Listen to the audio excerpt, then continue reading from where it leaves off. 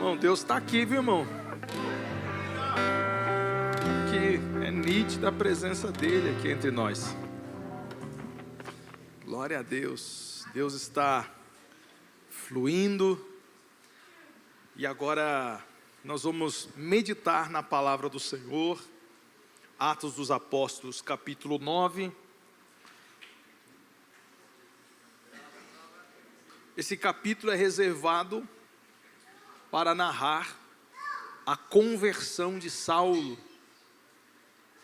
O capítulo 23 de Atos, o apóstolo Paulo, ele vai contar um pouco desse testemunho.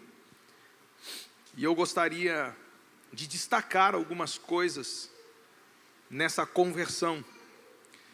Eu quero falar um pouco sobre o antes, o durante e o depois da conversão de Saulo. Saulo de Tarso. Saulo era um judeu da tribo de Benjamim.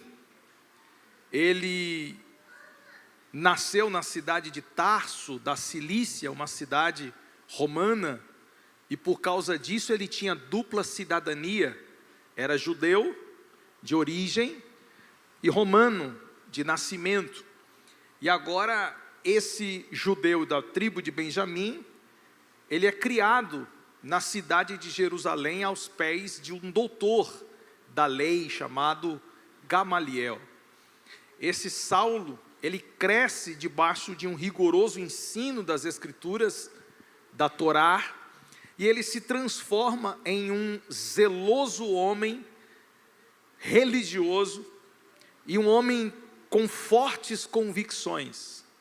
Agora esse Saulo, ele é tão empenhado naquilo que crê, que ele se compromete basicamente com seus 30 anos, entre 30 e 33, mas entendemos que ele tinha quase 30 anos já.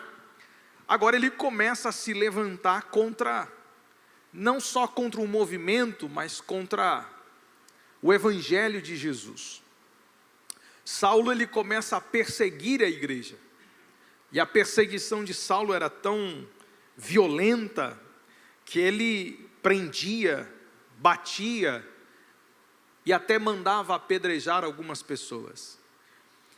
A primeira vez que Saulo aparece nas Escrituras, ele aparece no apedrejamento de Estevão, um servo de Deus, que havia discursado na sinagoga, e agora esse Saulo, que estava presente nesse discurso, ele consente na morte desse servo do Senhor. A Bíblia disse que aqueles que apedrejavam Estevão depositaram suas vestes aos pés de Saulo.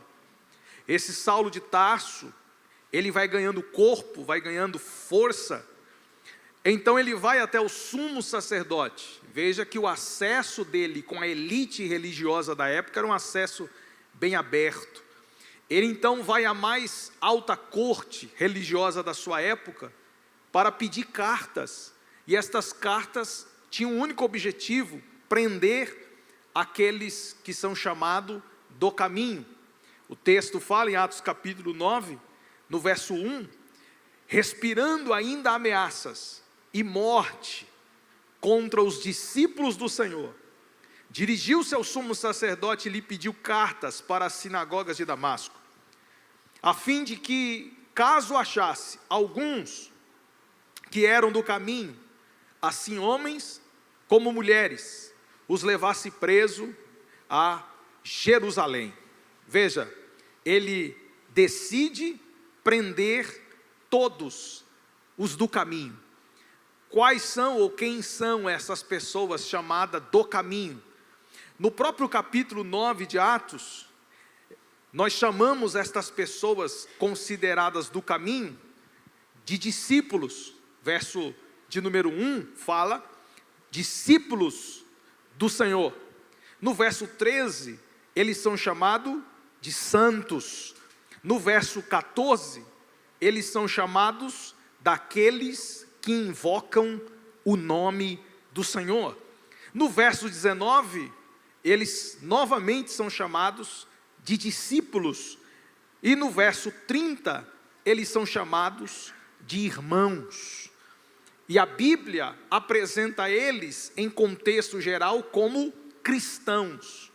São nomenclaturas diferentes para mostrar o mesmo povo.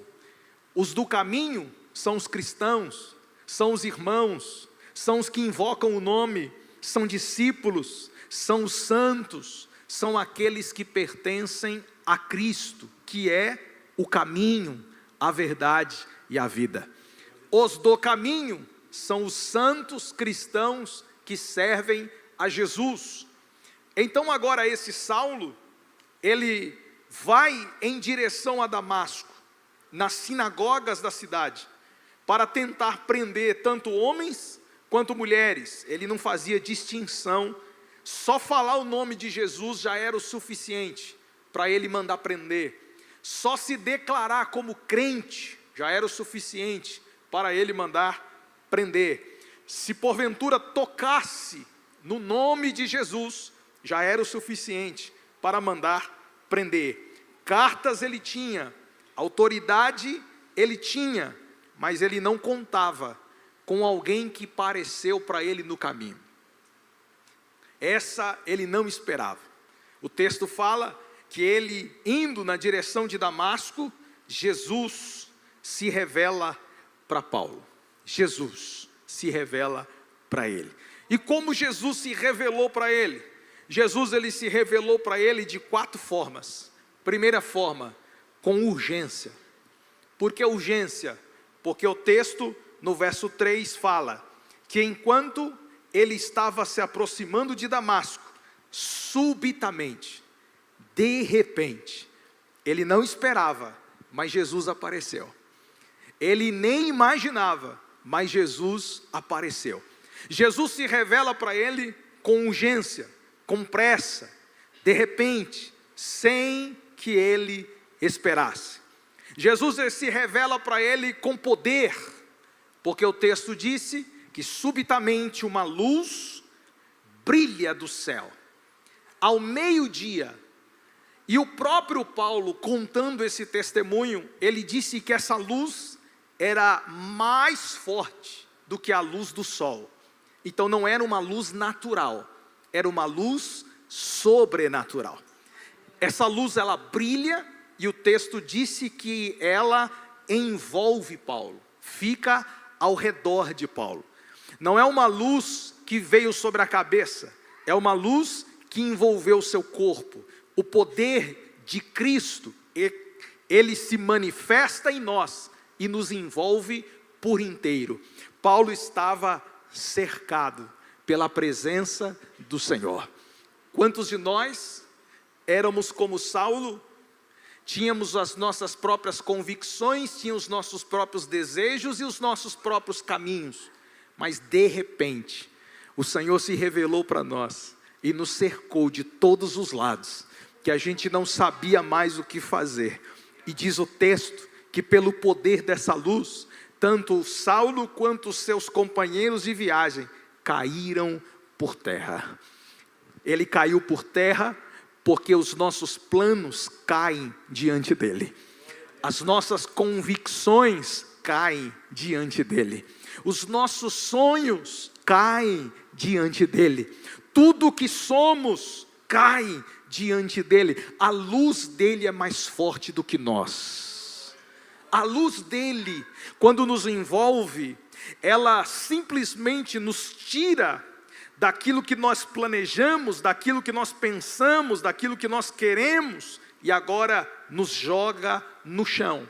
E por que ela nos joga no chão? Para mostrar para nós que nós não somos absolutamente nada.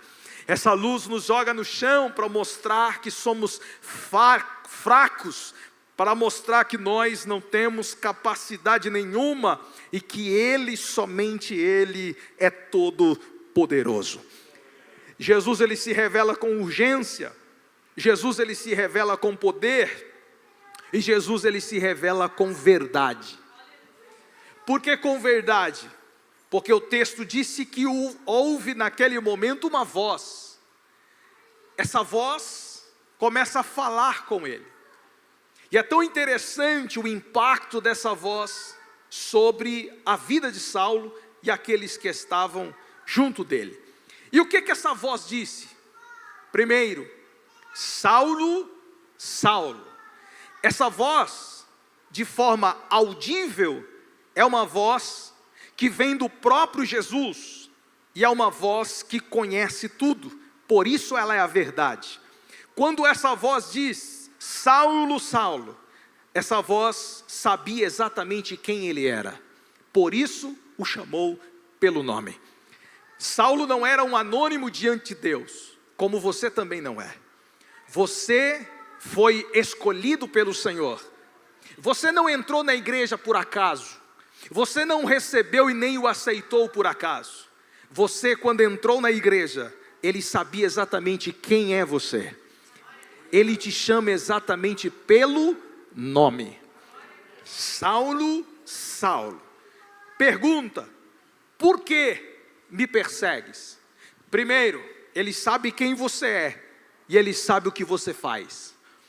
Por que você está me perseguindo? Porque eu sei o que você está fazendo com a minha igreja. Eu sei o que você está fazendo com o meu povo. Essa voz sabe quem você é e essa voz sabe o que você faz. Nada está oculto aos olhos desse Deus. Tudo o que você faz debaixo desses céus, o Senhor sabe. Não adianta esconder do marido, não adianta esconder da mulher, não adianta esconder do pastor, não adianta esconder da sociedade. Essa voz sabe quem você é e o que você faz. Por que me persegues? Atos 26 fala, complementando essa fala. Em Atos 9 não tem essa frase, mas em Atos 26, 14 tem. Quando Paulo conta o testemunho: dura coisa é recalcitrares contra os aguilhões. Essa voz sabe quem nós somos, essa voz sabe o que fazemos, e essa voz sabe o que será de nós. Veja só, dura coisa é recalcitrar contra os aguilhões. A palavra recalcitrar, resistir, dar coice. Recalcitrar é sinônimo de espernear. É literalmente um animal dando coice para trás. Literalmente significa isso. Então o que Jesus está falando com esta expressão? Aguilhão é um espinho, é um ferro.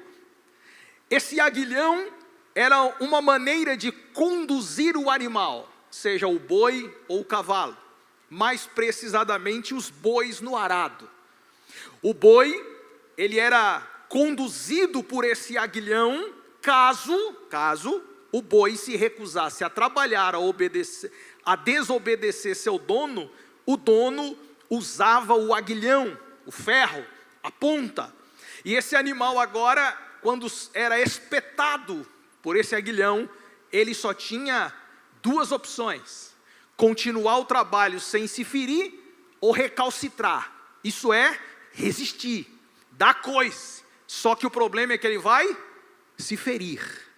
Conseguiu entender isso?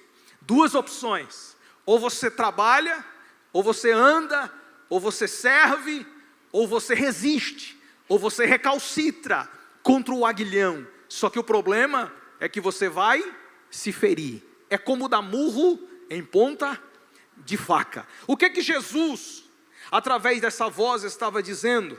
Você resistiu obstinadamente à minha vontade, mesmo eu te dando sinais claros da minha existência. Saulo, eu falo contigo hoje que você é um boi brabo, que resiste aos meus aguilhões. Eu te projetei para fazer minha vontade, mas você insiste em viver a sua. Então você está recalcitrando contra os aguilhões. Não são poucas as pessoas que vivem como Saulo, recalcitrando os aguilhões. Não são poucas as pessoas que vivem como Saulo, resistindo à vontade de Deus. resistindo àquilo que Deus quer para a sua vida. Só que o grande problema de resistir à vontade de Deus é que você vai sempre se ferir, você vai sempre se machucar, nada funciona, nada dá certo. Você acha que está fazendo a coisa certa, mas você está sangrando, você não está indo na direção que Deus quer. Você está indo para Damasco, mas Jesus quer te levar para outros lugares. Você está fazendo algo, mas Jesus quer que você faça outro. Você está perseguindo o caminho, quando o caminho se revelou para você. Você está vivendo sua vontade, quando é para viver a vontade de Deus. Pare de espernear, pare de resistir, se renda à graça de Deus, se renda à palavra e à verdade do Senhor, e viva para Ele, glorificando a Ele, aleluia, porque submissão traz vida, mas resistência traz dor. Quanto mais você resiste, mais adoece você, mais fraco você fica, mais ferido você fica. Mas quando você se submeter, Ele vai sarar você, Ele vai levantar você e vai te usar como instrumento de bênção na presença dEle. Quantos entendem isso? Glória a Jesus. O Senhor se revela a Saulo com urgência, com poder, com verdade e com propósito.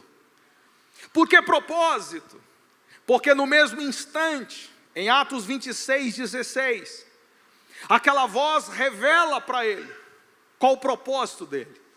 Veja, assim que aquela voz ecoa e fala no meio daquela luz, ele faz uma pergunta: quem é, Senhor? Quem está falando comigo? E a voz responde: eu sou Jesus, a quem me persegues?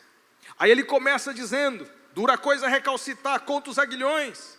E agora essa voz diz assim: levanta, firma sobre os teus pés, porque por isto te apareci. Preste atenção nisso aqui, gente.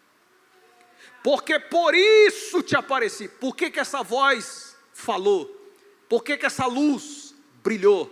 Porque Jesus se revelou para ele no caminho. Qual é o motivo? Está aí o motivo. Por isso eu te apareci, para propósito, te constituir ministro, testemunha, tanto das coisas em que viste, como aquelas pelas quais te aparecerei ainda. Deixa eu explicar isso aqui.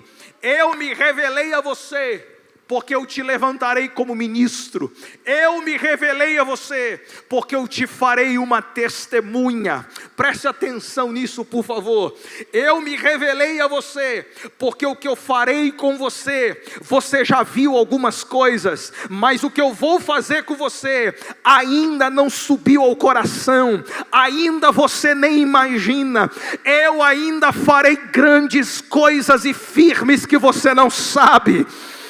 Eu te transformarei numa testemunha a partir de hoje, e eu vou te revelar coisas que você nunca viu. Se prepare, porque a voz, quando fala, fala debaixo de propósito. Quando a luz se manifesta debaixo de propósito. O que Ele fez com você, não fez à toa. O que Ele fez com você, fez debaixo de propósito. Aleluia. Me ajude a pregar, pelo menos para 2 pessoas próximas a você. Diga: Deus tem propósito na tua vida. Diga para ele, diga para ela: Deus tem propósito na tua vida. Oh, aleluia. Glória a Deus. Eu apareci para você, para revelar a você por que apareci. E eu revelei-me a você para te dizer: eu vou te constituir ministro, e eu te farei minha testemunha, para pregar em todos os lugares. Propósito traz clareza e direção. Levanta, põe-te sobre os teus pés e vai. Vai para o lugar onde eu falarei exatamente o que você precisa fazer. E aqui eu preciso abrir um parênteses, e você precisa pensar comigo. Por que que Jesus, aquela voz, não falou exatamente o que ele tinha que fazer a partir daqui? Por que que aquela voz não disse exatamente tudo o que ele precisava ouvir aqui? Por que que ele, Jesus, manda Paulo se levantar e partir para a cidade de Damasco? E lá na cidade de Damasco, 3 dias depois, é que Jesus falaria com ele. Por que que a voz não falou tudo aqui? Por que que a voz precisou falar só 3 dias depois? Porque a nossa caminhada com Cristo, ela é progressiva. Você não aprende tudo de uma vez. O que você vive um dia de cada vez. Suas experiências são construídas progressivamente. Sua vida com Deus, ela é formada progressivamente. Então pare de se comparar com os outros, porque você não está no mesmo nível para ele nem para ela. Pare de ficar olhando para a vida dele, porque ele pode estar um passo à frente, atrás de você. Pare de ficar olhando para o lado e tentando se comparar com as pessoas. Cada um tem uma história, cada um tem uma experiência, cada um tem uma vida com Deus. A voz que se revelou para ele é a mesma voz que se revelou para você, mas o tempo de Deus na sua vida é diferente do tempo de Deus na vida dele. Eu vou falar com você aqui, só o que você precisa saber. Vai. Agora eu obedeço e vou. Conheçamos e prossigamos em conhecer ao Senhor. O que eu conheço hoje é alimento necessário para eu conseguir andar, para conhecer mais amanhã. O que Deus vai fazer na sua vida amanhã é força e graça necessária para você dar mais um passo, para você ser melhor ainda mais depois de amanhã. Talvez, preste atenção nisso aqui, talvez você não chegou ainda onde queria, mas de uma coisa você não pode negar: você não está mais no mesmo lugar de ontem. Talvez você ainda não chegou no objetivo que queria, mas você não pode dizer que está estacionado no mesmo lugar, porque você já deu um passo mais, você já andou um passo a mais. Chegar lá é questão de tempo. Chegar lá é questão de tempo. Então pare de ficar ansioso. Pare de ficar ansiosa, espere o tempo de Deus, só anda, só caminha, só obedeça. A revelação de hoje é para hoje, basta cada dia seu mal. O que Ele está te dando hoje, caminha hoje, amanhã vai ter provisão, não vai te faltar absolutamente nada. O Senhor disse para Moisés e a nação de Israel: o maná vai cair todo dia, exceto o sábado. Mas vai cair todo dia, não precisa colher nada mais. Pega a porção diária, preste atenção nisso. Pega a porção diária, não pegue 2 porções, porque se pegar, vai apodrecer. O povo era tão incrédulo que quando o maná chegou, eles ficaram tão desesperados, achando que o maná ia faltar. Você é assim, eu sou assim. A nossa fé é tão pequena que a gente acha que vai faltar amanhã, vai faltar depois da manhã. Mas Jesus está dizendo: não vai, eu sou o pastor, nada vai faltar. Pegue hoje e pega amanhã, e depois da manhã, quando chegar sexta-feira, aí sim, vocês pegam porção dobrada, porque no sábado eu não vou mandar, porque sábado é o dia do descanso, é o dia do Senhor, e você será louvado, Deus será louvado através das famílias de Israel. O povo era tão covarde, tão incrédulo, que eles pegaram porção dobrada já no primeiro dia. Moral da história: quando eles acordam no dia seguinte, achando que a porção dobrada valeria para o dia seguinte, estava podre, cheio de bicho. Por quê? Porque o que eu recolho para mim, sem a bênção, apodrece, não prospera, não anda, não avança. Só vai prosperar se estiver debaixo da bênção, só se estiver debaixo da obediência. Oh meu Deus.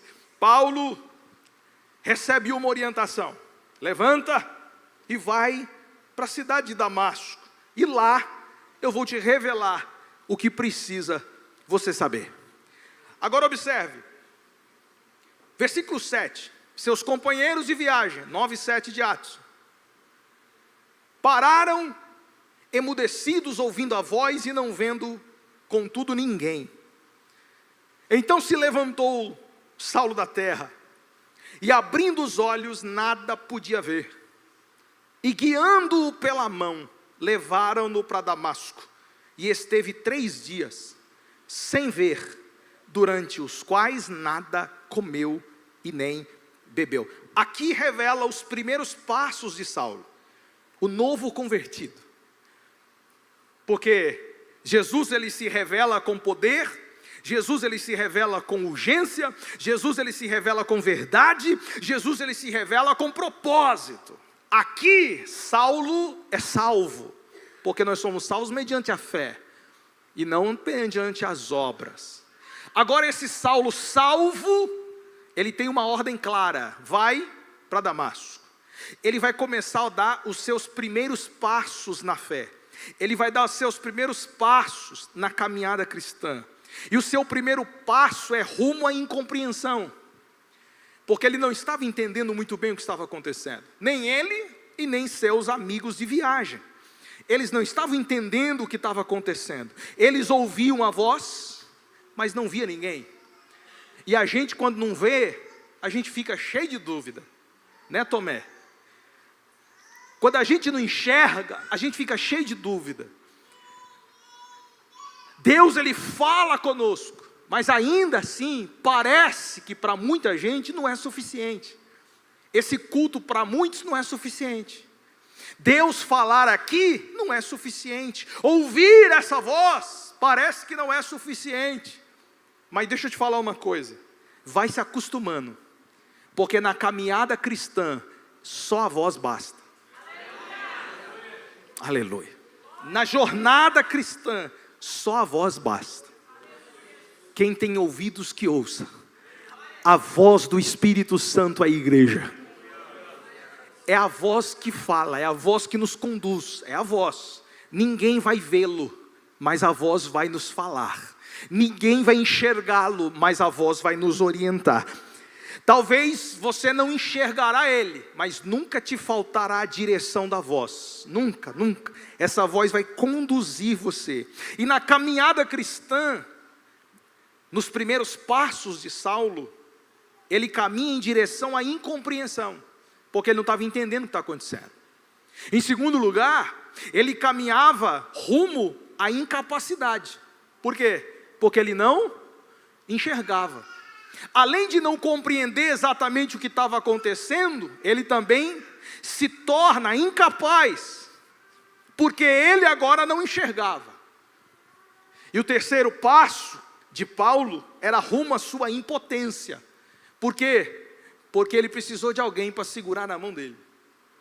Ele precisou de alguém para guiá-lo, porque ele não enxergava, então precisou os seus amigos conduzi-lo. Na caminhada com Cristo, o início é assim: compreendemos muito pouco, entendemos tão pouco, olhamos para nós e nos enxergamos tão impotentes, tão incapazes. Só que o quarto passo de Paulo é muito interessante. Diz o texto, na qual nós lemos no capítulo 9, no versículo 9, ele esteve 3 dias sem ver, durante os quais nada comeu e nem bebeu. E quando Deus falou com Ananias, no capítulo 9, no versículo 10, exatamente no 11, Deus ele fala que Saulo estava orando. E ele teve uma visão. Qual a visão de Saulo? Que um homem chamado Ananias entraria e colocaria a mão na sua cabeça. Veja, 3 dias sem comer, sem beber. Já estava em jejum, já estava aprendendo a jejuar já. Ele estava orando. Jejum, oração e visão. Veja, se os seus 3 primeiros passos foi incompreensão, incapacidade e impotência, agora no 4º passo, todo aquele ciclo é mudado. Por quê? Porque ele chega ao passo da intimidade. Você está aí ou já foi embora? Isso aqui é fundamental você entender. No primeiro passo da incompreensão, sem ver, não vendo, só ouvindo.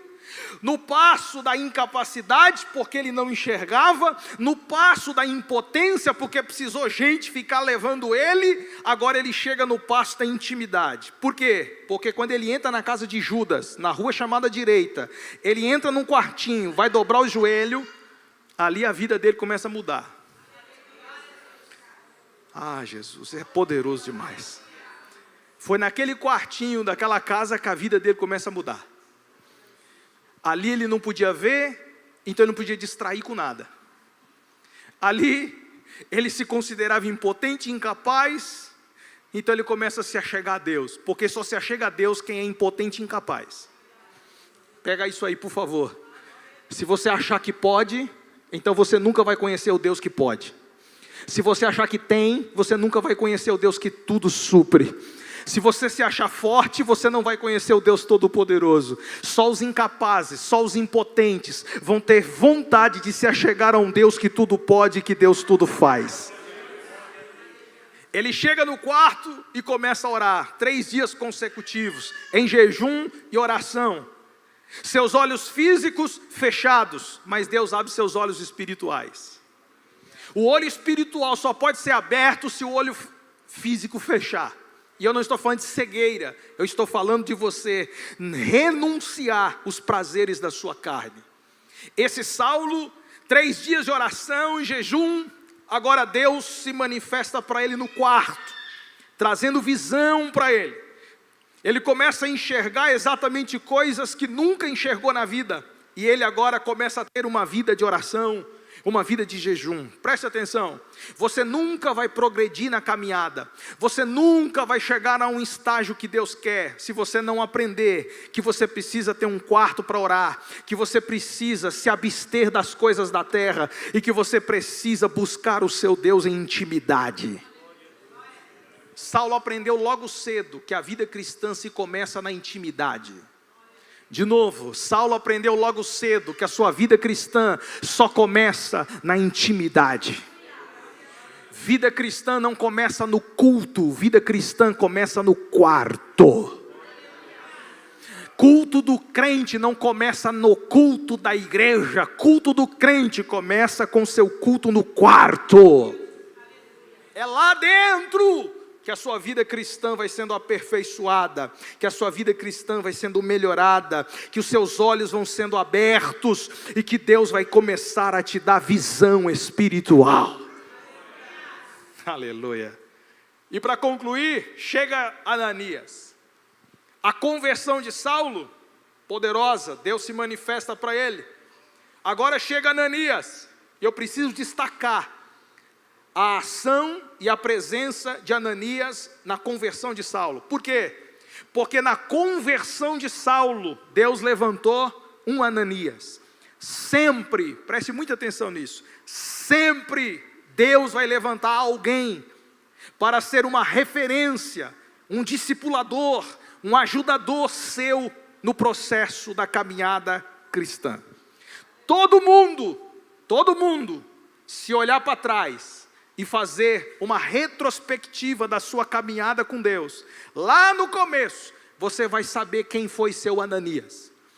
Alguém foi esse Ananias de Deus na sua vida, que ajudou você, que orientou você, que orou por você, que te deu direção, que te deu ensino, que fez você continuar a caminhada.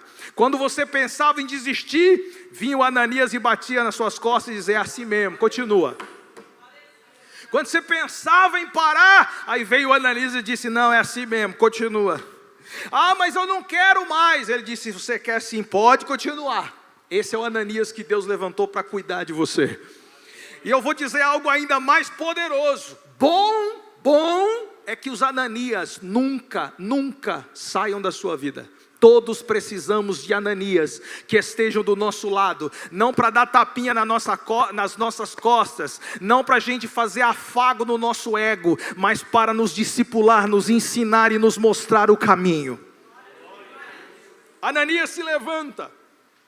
Primeiro lugar, e eu destaco 7 características desse Ananias, rapidamente, do capítulo 9, a partir do verso 10 até o verso 19, Ananias, ele é chamado de discípulo do Senhor.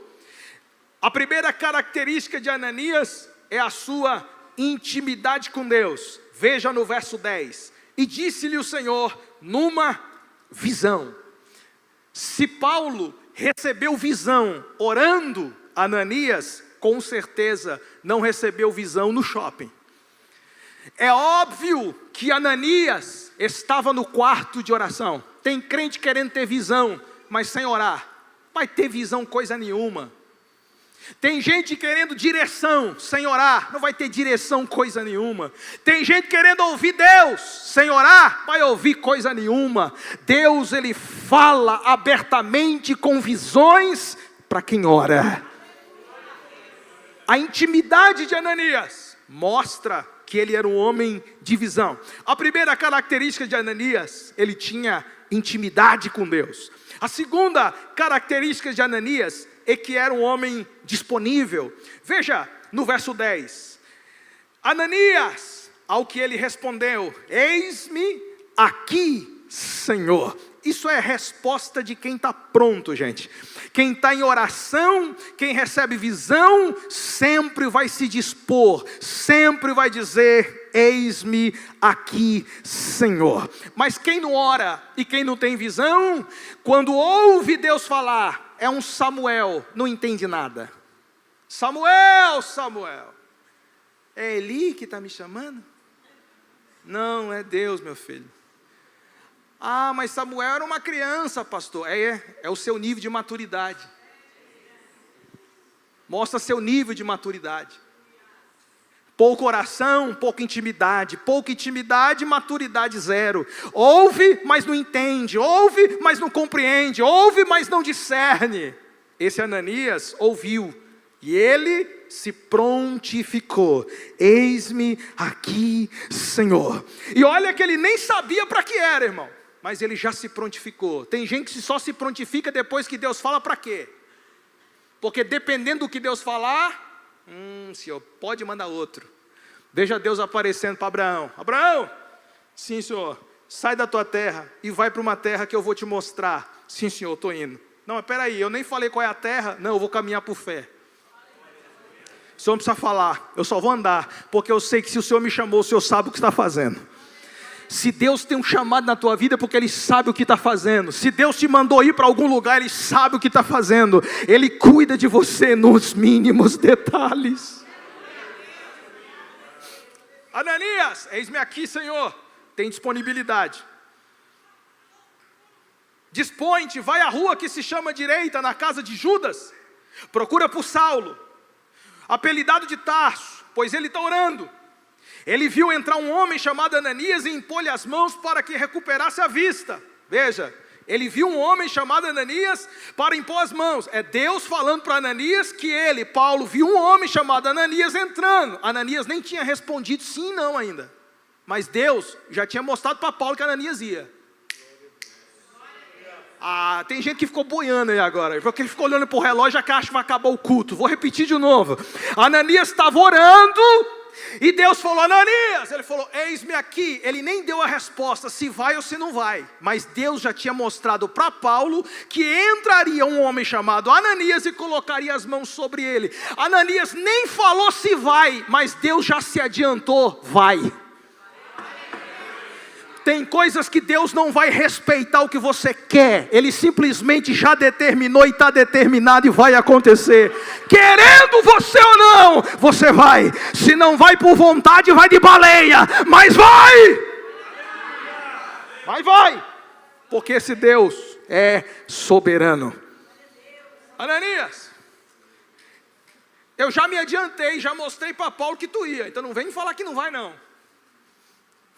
Aí Ananias olhou para Jesus e falou: Senhor, eu ouvi bem, qual é o nome que o senhor falou? Saulo.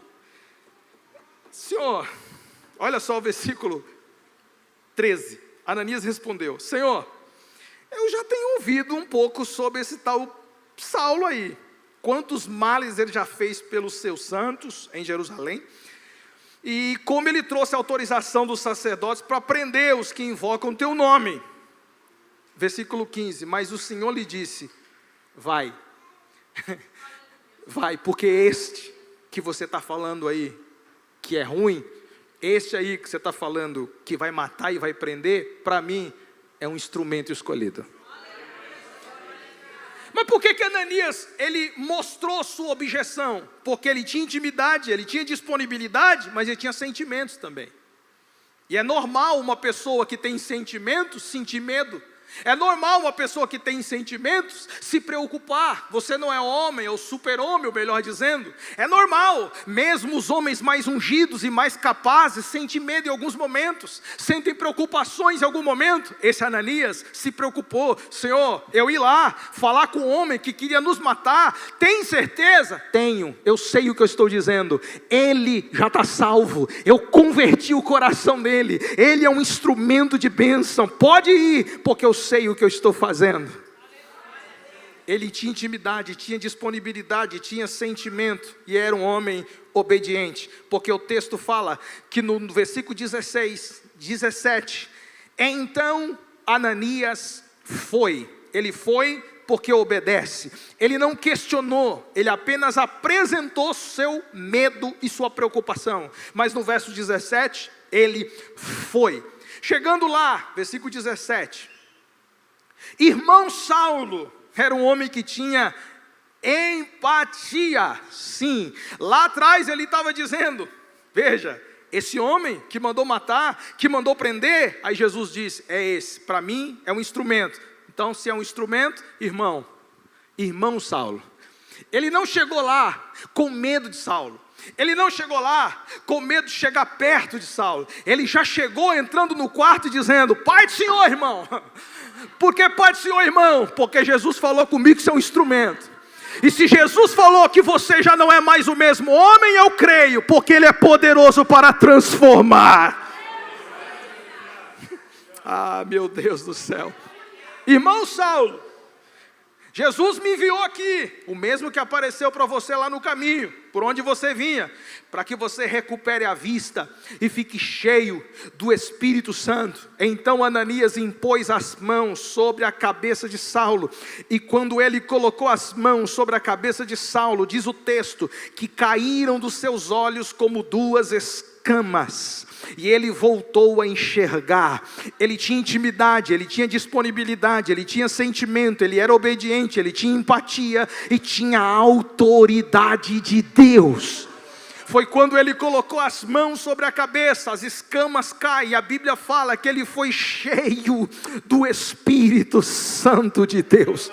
Aleluia, é a primeira vez que a Bíblia cita Paulo cheio do Espírito Santo. Ele se converteu, ele foi salvo, mas agora ele foi cheio do Espírito Santo. Alguns dizem que ser cheio do Espírito Santo é no momento em que você crê, mas não é isso que a Bíblia está dizendo aqui não. Ele creu e ele recebe o Espírito Santo, só que agora ele não está recebendo o Espírito Santo, ele está cheio do Espírito Santo. Ah, meu Deus do céu. Tem coisas que quando você crê, o Espírito Santo passa a fazer parte da sua vida. Você agora tem Ele como seu Senhor. Mas agora é um momento muito especial. Quando ele, Ananias, coloca as mãos sobre Saulo, ele é cheio do Espírito Santo de Deus. Por que esse cheio do Espírito Santo está explícito aqui? Porque a vida de quem caminha com Cristo, a vida de quem anda com Cristo, é uma vida de pessoas cheias do Espírito Santo de Deus. Se é possível ser cheio, então é possível ser vazio, gente. Veja só, se é possível se encher, é possível se esvaziar. Não é que você perde ele, é que a ação dele não é tão transbordante sobre você. Tem gente que tem o Espírito, mas é vazio do enchimento dele. Tem gente que tem o Espírito, mas é vazio da manifestação dele. Mas quando a mão é colocada, a escama cai, aí o Espírito vai começando a encher. Tem coisas que estão obstruindo sua visão, por isso você não é cheio. Mas deixa eu te dar uma boa notícia: a mão do Todo-Poderoso está estendida sobre esta casa. Tem escamas que vão cair, e Deus vai te encher com o Espírito dele nessa noite. Ah, meu Deus. Ele se levantou. Até a criança está dando glória e tu de boca fechada. Fala mesmo, minha filha. Deixa eu encerrar. Olha só. E ele, cheio do Espírito Santo, se levantou e foi batizado. Versículo de número 18. Ele foi batizado. Ananias batizou ele porque ele tinha responsabilidade. Olha só, ele batiza Saulo e no versículo 19 disse que ele permaneceu em Damasco alguns dias com os discípulos. Com toda certeza, Ananias participou ativamente de um discipulado muito intenso para a vida de Saulo, porque nenhum novo convertido caminha sozinho. Nenhum novo convertido caminha sozinho. Precisa de um Ananias que direcione e que com responsabilidade nos ensine. Concluo dizendo, Saulo, ele foi transformado de perseguidor em apóstolo, de amigo ou inimigo, melhor dizendo, da cruz em mensageiro da cruz. E sua vida é uma prova viva do poder transformador da graça de Deus. Saulo, escrevendo aos Gálatas, ele disse: eu sou o que sou pela graça de Deus. Aleluia. Não foi a bondade de Saulo que o salvou, foi a graça de Jesus que apareceu para ele naquele caminho. Como ele apareceu para mim, como ele apareceu para você, ele se revelou a você, ele falou com você, brilhou a você, e hoje você é salvo para cumprir o seu propósito. Você é um ministro de Deus, uma testemunha de Deus. Cumpra aquilo que o Senhor te chamou para cumprir. Se tiver alguém nessa noite que ainda não fez sua profissão de fé, que ainda não declarou e não confessou Jesus Cristo como seu Senhor e Salvador, você pode sair do seu lugar e vir aqui à frente. A igreja se coloque de pé, por favor. E eu quero orar por você. Você que se afastou dos caminhos do Senhor e quer voltar hoje. Essa voz está te chamando para reatar a aliança com Deus. Você pode sair do seu lugar e vir aqui à frente, eu quero orar por você. O convite está feito. Agora depende de você. Jesus disse para Saulo: levanta, coloque-se de pé e anda. Ah, mas eu estou cego. Você vai ser dirigido, mas vai chegar onde eu quero que você chegue. Essa voz está te conduzindo esta noite. Essa voz está te chamando nessa noite, porque Deus tem um propósito na sua vida. Você é um vaso escolhido de Deus. Ah, Espírito Santo, eu quero orar e lhe pedir, Senhor, encarecidamente,